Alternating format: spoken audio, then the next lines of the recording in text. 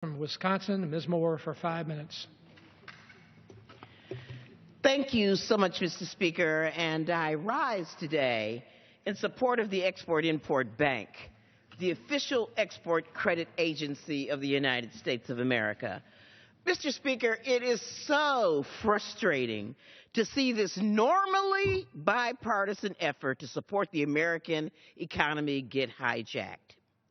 I would bet, Mr. Speaker, that this bill could pass on suspension, that 2/3 of this House would be willing to reauthorize the Ex-Im Bank if we were to put it to a vote on this floor.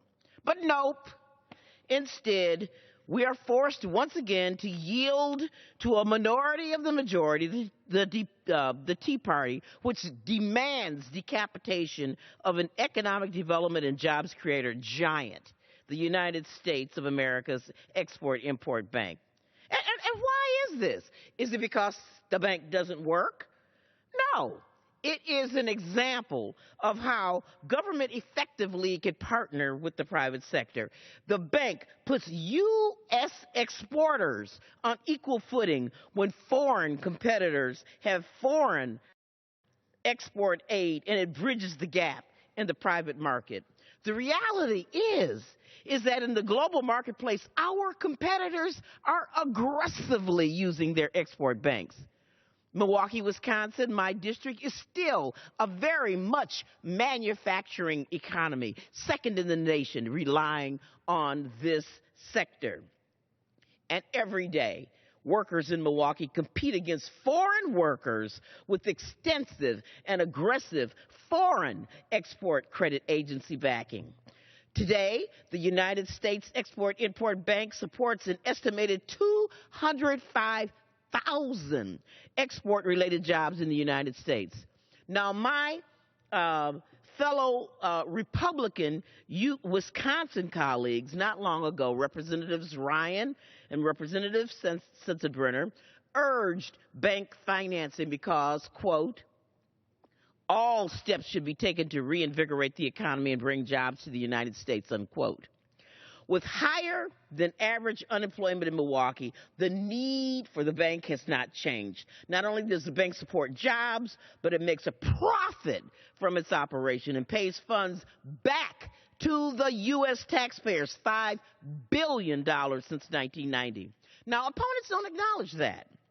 Instead, they call for gimmick accounting, or as my CPA and tax attorney colleague, Representative Brad Sherman, calls it, quote, fairy tale value accounting. Further, opponents claim that the bank exclusively helps big corporations, yet 90% of the bank's activities help small business, and that number is on the rise. Just ask Apple Steel Rule Die in Milwaukee. Company you never heard of because it's not a big company. In fact, new reports from the Brookings Institute show that to reauthorize the bank hurt small and medium businesses the most.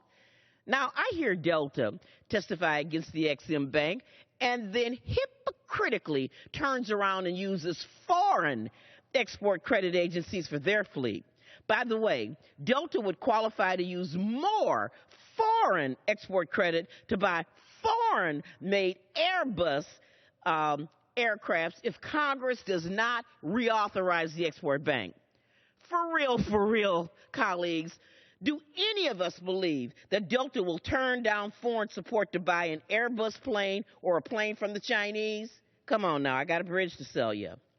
Opponents also say the bank only supports 2% of exports. Exactly. The bank's mission is limited. It does not compete when private financing is available. The export bank's fees are higher than U.S. commercial bank fees.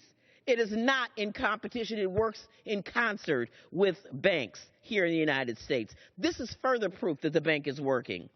However, that 2% still supports a lot of economic activity in Milwaukee. When I'm back in my district, unions and businesses, large and small, are hand in hand saying reauthorize the Export-Import Bank.